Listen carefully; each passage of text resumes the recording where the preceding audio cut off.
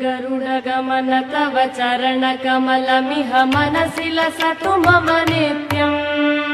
गरुडगमन तव चरणकमलमिह मनसि लसतु मम नित्यम् मनसि लसतु मम नित्यम्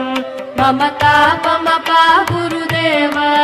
मम पापमपा गुरुदेव मम तापमपा गुरुदेव मम पापमपा गुरुदेव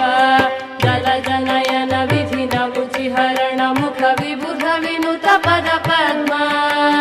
जलजनयन विधिन मुचिहरण मुख विबुध विनुत पद पद्मा विबुध विनुत पद पद्मा मम तापमपा गुरुदेव मम पापमपा गुरुदेव मम तापमपा गुरुदेव मम पापमपा गुरुदेव।